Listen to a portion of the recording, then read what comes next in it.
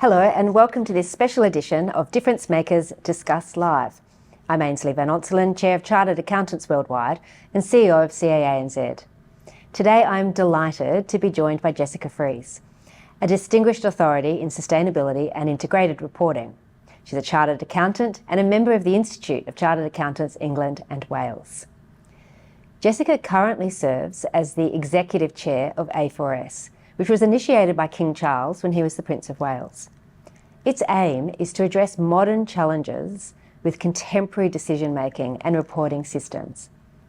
Jessica's remarkable career encompasses the establishment and leadership of the International Integrated Reporting Council, the IIRC, and significant contributions at PwC, where she guided numerous organisations in embedding sustainability into their core strategies. With extensive experience in engaging with policymakers, regulators, companies and investors, Jessica has been pivotal in promoting sustainability practices on a global scale. She is also a respected author and speaker with a strong academic foundation, including a Masters of Science in Economics from the London School of Economics and a Bachelor of Arts in Economics from the University of Cambridge. Jessica, welcome to Difference Makers Discuss Live. I know things have been quite eventful for you lately, what with opening the London Stock Exchange and hosting the 20th anniversary of A4S. So, Jessica, tell me how you view the global landscape in sustainability at the moment. I think we're just celebrating A4S's 20th anniversary, and so we've been spending quite a lot of time looking back at the developments over the last 20 years, but really thinking about what progress or where we've got to now and where we need to get to in the future. And if I look at that piece around the here and now, one of the areas where we've seen huge progress and is a real focus for everyone in the accounting community at the moment is, of course, reporting. So it's something A4S, as you touched on, has been involved in a lot of the key developments over the years. And I think we're really finally starting to see that shift from voluntary to mandatory sustainability reporting. We have the International Sustainability Standards Board, so their standards are now out there and starting to be adopted by governments and regulators around the world. And recently an important MOU between ISSB and GRI, so that you have that complete set of or suite of reporting standards and a commitment from them to be working together. So I think that continued progress of convergence and enabling companies really to have the reporting standards and frameworks to enable them to report on their impacts and dependencies and the risks and opportunities that they face from sustainability. So I think that's a huge development. Of course, you're increasingly, therefore, getting the finance community, accountants, engaging in and taking responsibility for the reporting and disclosure and the assurance of that information. So that's probably the biggest shift that is front and centre of many in the profession at the moment. We work with a lot of companies and investors and regulators and, of course, the professional bodies, helping them to navigate through some of these changes and really practical guidance to be prepared. But of course, reporting, we always say, is a means to an end, not the end in itself. Yeah, not reporting for reporting's sake. Exactly, yeah. And I do think if you look at that there is a risk of fragmentation, so different jurisdictions going down their own route. So I think that we're doing quite a lot of work to advocate for the need for global standards and global consistency. But a lot of our work is also on everything that comes before reporting. So how do you really understand some of the social and environmental trends that organisations are having to navigate? And that's another area that I think that the profession can play a really important role, helping organisations to understand what some of the risks and the implications of that changing sustainability landscape in terms of those, whether it's climate change or nature and biodiversity or the whole range of sort of social impacts and human capital that an organisation is really important to its survival and the impact that it can have on the world. So understanding which of those trends the organisation can respond to, how it can position itself to take advantage of any opportunities in solving those issues, but also importantly really integrating an effective response to the risks into every decision that gets taken. So you talked about sort of the role of the profession, and as you know, I'm Chair of Chartered Accountants Worldwide, so it would be remiss of me not to ask, I think, what do you think of specifically the role of the chartered accountancy profession in supporting the sustainability goals, supporting global unification of standards, etc.? Yeah. What's your views on that? Firstly, it is using its influence to help make sure that the frameworks, the standards, the regulations that are being put in place quite rapidly now are going to drive meaningful progress and action, and really create that baseline of information upon which decisions have to be built. If I think of the work we do with investors, they really want to see that information being disclosed so that they can decide where they're going to be investing. And a lot of them have made net zero commitments or commitments around some of the social outcomes or broader environmental outcomes that they see as critical to the investments that they are taking. And so I think that enabling that flow of information is key.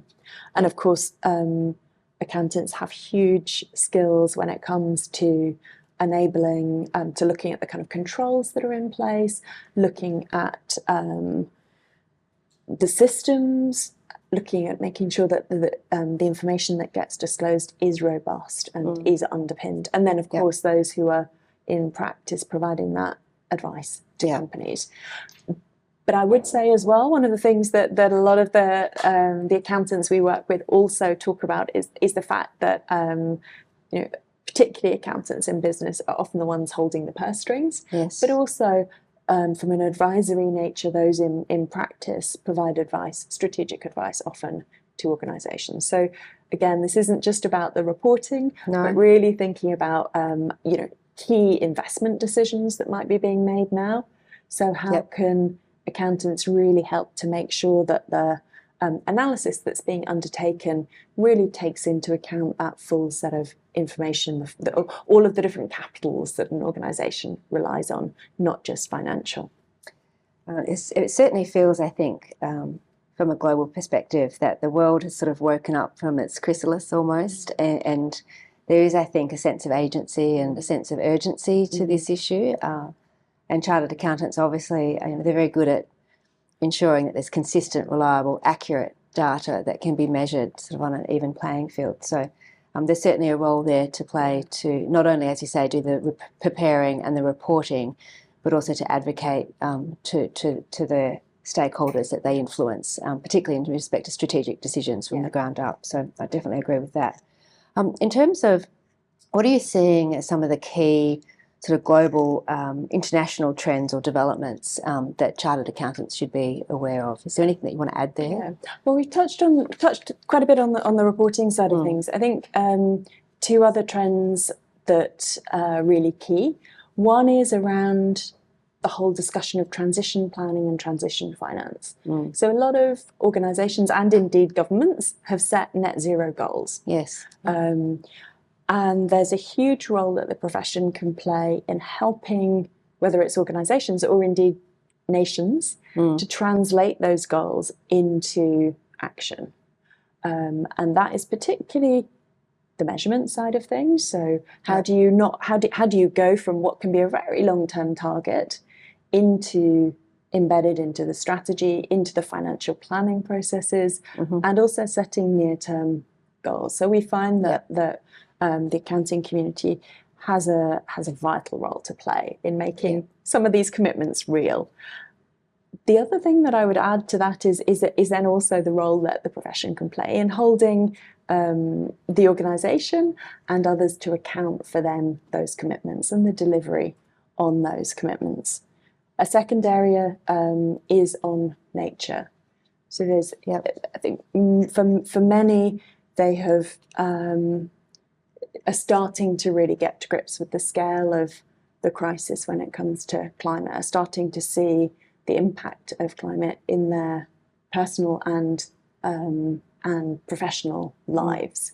Oh, well, I'm from Australia, so the amount of severe adverse weather events that we've had, I think, has really made the broader population realise that this is a now issue, not a future issue. But, absolutely, and I mean, so we've just been having our annual A4S summit, and the virtual. Tell me about that. Well, so the virtual summit, we were speaking to quite a few scientists, and you know, these are all available for people if they did want to watch them on demand. But I think that it's, you know, if you speak to some of the scientists, it is that focus on both the vast majority of people understand that urgency. So it's how do we enable action to be taken? That's right. But I think the other looming crisis that increasingly organisations are grappling with and trying to think through what their response is, but much earlier in really that understanding of how can I have an impact, is around nature and biodiversity. Yes. So there, it's the next frontier, isn't it? Yeah, we might be starting to see that impact. But that's where we're doing quite a lot of work to help accountants and other finance and accounting professionals to really respond. And we've got S1, we've got S2 related to climate disclosure. Some countries around the world are legislating for that. In terms of nature and biodiversity, how far do you think we are from I know you're not a standard setter, but how far do you think we are in terms of getting some clarity on that? So the Task Force for Nature-Related Financial Disclosures has been doing some fantastic work. So if people haven't already looked at their framework, I would really recommend looking at the work that they've done. There's also a lot of other organisations that if you go onto their website, that they point you towards, who can really help to do some of that step by step, getting to grips with it and responding.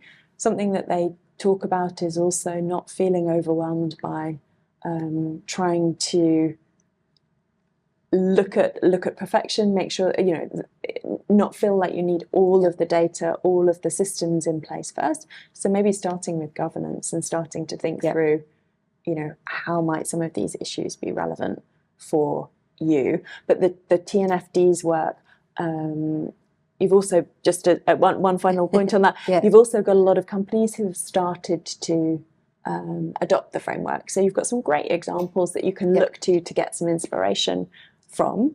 But that then connects to the work that a lot of organisations might have done on climate. So you touch on ISSB's 2 standards. They've already announced that biodiversity is going to be one of the next set one that they look to. GRI already has a standard out on that recently released. So there are some places that you can go to help, but also that signal that this is something that is going to be coming down the line from a reporting perspective. So important to start thinking about it now. And I think that's one thing that the chartered accountant profession can certainly do, is to continue to educate its members, its stakeholders, government, etc., that it deals with in terms of what is happening down the line. Perhaps maybe let's just move to the future generation, so that the young budding accountant that might be out there at the moment and may not even realise that they're a young budding accountant at this point. What role do you think the next generation of chartered accountants, how do you think they can play their role in advancing sustainability? What's your thoughts on that? Back to the point you were making earlier about just some of the urgency of action when it comes to sustainability. We really feel that accountants at every stage in their career have the opportunity and the need to be leading in our response. There are an increasing number of roles that are explicitly in the sustainability accounting space. So we're starting to see more and more ESG controller or sustainability accountant Yeah. roles. And so I think a huge opportunity from a professional perspective to specialise in some of these areas, and more organisations really recruiting individuals who have both that accounting, finance background and a knowledge of some of the sustainability issues, particularly when it comes to things like how do you account for the information, the controls, the reporting side of things. But I would say not only those who want to specialise, it's something that for those coming into the profession now, there is a real opportunity to influence the decisions that your organisation is taking, no matter what part of the profession you're working within. So I think that really making sure that you're understanding some of those trends and raising them and using your voice to influence your peers and those within the organisation more broadly. So on that, so a lot of the accounting bodies, not all around the world, do have an issue in attracting talent to the profession. I know in my home country, Australia, the number of accounting students doing accounting finance, which is the majority of our pipeline into the CA designation, has halved in 10 years, which is, and we're not the only profession. I think engineering has a similar trend, and this is shared in other bodies around the world, but as I said, not all. So how do you think we can attract young people who are not sure what they're doing, whether they're going into fintech or whether they're going into startups or the gig economy, but how can we really attract them, do you think, into becoming chartered accountants, but with that sustainability lens? What ideas do you have for us there? So there's a lot of evidence that people want to have a real purpose and an impact in their work. Now, you have to be quite careful not to stereotype by what, by different generations and what they want to be doing. But I think in terms of attractiveness, and to be honest, attractiveness at every level of a career, but having that impact and purpose is something that particularly attracting those new coming into the profession can be lent into. And sustainability is clearly something that has real potential to impact and have purpose. But I do think it needs to be real. If I think of some of the companies that we've worked with over the years, a few have said that they did such a good job of selling the fact that their organisation was really setting their strategy and their purpose around sustainability. When it came to then the day job, far removed it was from far it. removed from it. And so finding ways to really join the dots of how then in your day-to-day work can you be connected into that bigger purpose that the organisation might have. So don't overpromise and underdeliver. Don't overpromise and underdeliver. But also really think about how, whether it's some of the social dimensions or the environmental, might actually be relevant to every part of what you're learning in your syllabus.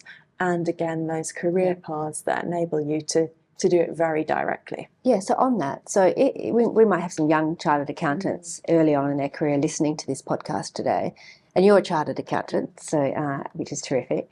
So what advice would you give to them? So say if they are particularly passionate and want to, like you have, find a niche in the sustainability sector specifically, what advice would you give to them to make that happen? So I think look for some of those opportunities, and they might be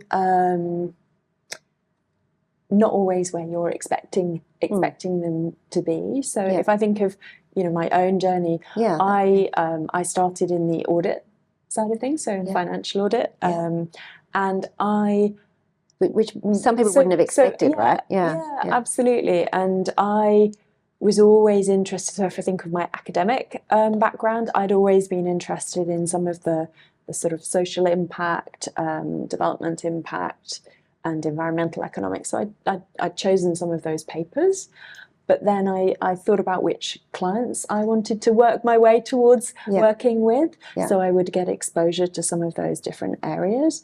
I got to know some of the people who were then working on some of the engagements, and so gradually moved into that area. Somewhat intentional. Exactly, somewhat intentional, but a little bit of serendipity, those opportunities. And then was asked if I wanted to do a secondment and help the then Prince of Wales to really take forward the work with A4S, and haven't looked back since. But I think it is making sure that you build, you network, you build those opportunities, you continue to embrace learning. I know that that a lot of the CAW organisations have been developing training. And there's loads of webinars, we have, at pace. And loads of webinars, loads of events that you can go to where you can build your knowledge and build your networks. And I think that knowledge, networks, and the opportunity will come up. Yeah. So talking about networks, so as a CA, I'm sure you've perhaps seen some really inspirational CAs or chartered accountants that are working in the sustainability field or leading or advocating in this space. So do you have any examples that you could share with us that you've come across and been able to work with? Yeah, absolutely. I'll probably get in trouble if I name any one individual, because I have to say that I've been really lucky to work with a lot. But maybe if I just pick a couple of sort of extremes. So one would be some of the members of our CFO leadership network. So one of the early things that Accounting for Sustainability did was set up work with the CFO community. So those really at that leadership end of their journey. But indeed also actually the CEOs we're lucky to work with from the accounting bodies. And actually, Ainsley, one of the things that you were talking about when we were speaking earlier around how, as a leader, it's important to be bold. Yes. And really push the envelope sometimes. And sometimes that can be really scary. And particularly in some of these areas when you're at a almost that peak role, it can feel quite exposing. Some of these issues are new. People might not feel that comfortable with them. And so I think it's always really inspiring when you do lean into being bold and being willing to take a risk and speak up, and also acknowledge when you don't have all of the answers. And I think that some of the CFOs we work with have really demonstrated some of those characteristics. But then equally, one of the things that we do is Finance for the Future awards. And back to those who are early in their profession, we've met some really inspiring individuals who are really at the start of their careers.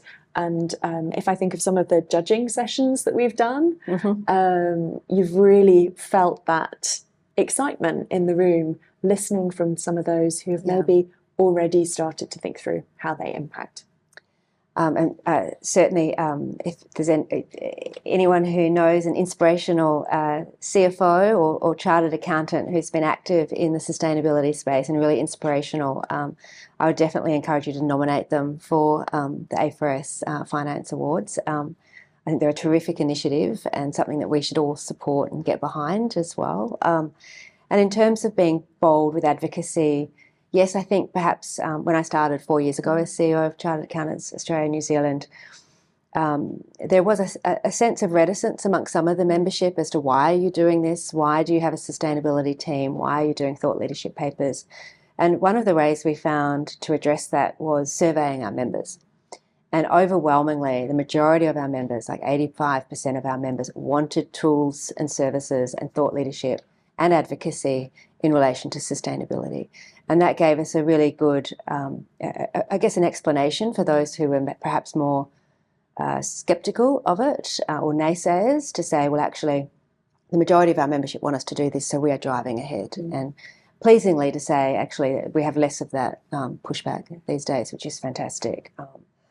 But then just moving in terms of, just perhaps going back onto some individuals, and I know you don't want to name names, but have you got an example de-identified perhaps of where a CFO or an accountant within an organisation, within a corporate, has really used their knowledge and their sphere of influence to drive change and make change happen within an organisation? Because that sometimes, as an individual, you can feel a little bit powerless. But have you seen examples where you personally think is pretty inspirational? Yeah, absolutely. Well, and I mean, maybe I should. Just pick. I think you could pick any of the co-chairs of our CFO leadership network, but maybe if I just touch on one of them. So she's a CFO called Julie Brown. She's had an amazing career. If you look at her CV, and so she's currently CFO of GSK. Prior to that, has had an amazing track record. She's also on a number of boards, and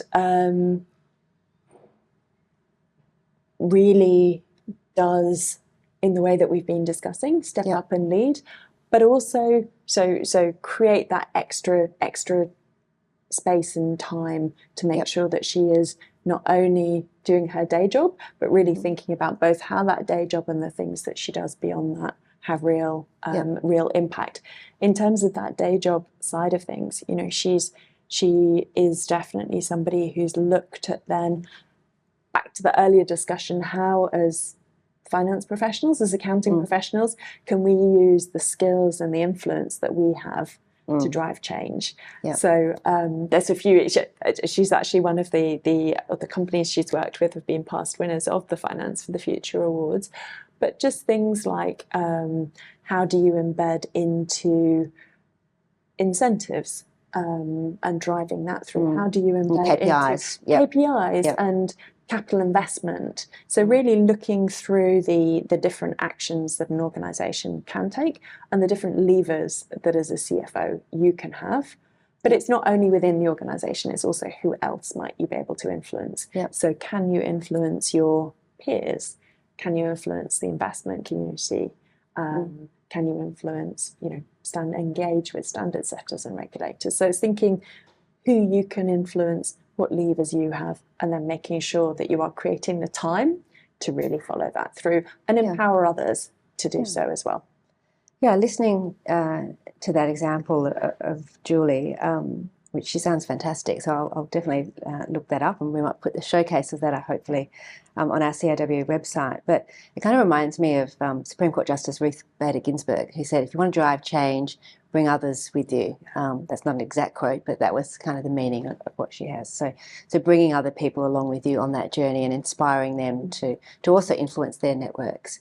And on that, I mean, I would have to say that Prince Charles then, as he created the A4S 20 years ago, was a visionary. And it would have been, I felt, and for you as CEO for much of that time, it would have felt like perhaps a potentially lonely place. And I hope that you're seeing, some reward for all that hard work, because truly we're in such a better.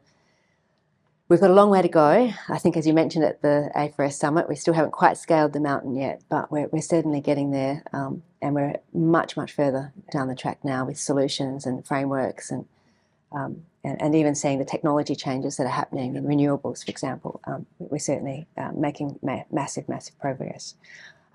Perhaps just with one final question, if I may, and that is particularly for CAs, so for chartered accountants.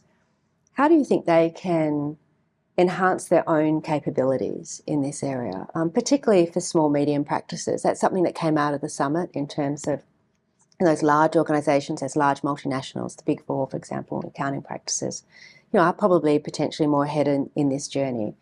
But if you're a CA in a small, medium practice, how do you think they can equip themselves in getting the capabilities that they need? I mean, I certainly would obviously advocate some of the tools and resources we have on the CAW network, but I know A4S also has so tools and services in this area as well. Yeah, absolutely. And I think that is always a good starting point, is not feeling like you're having to start from scratch.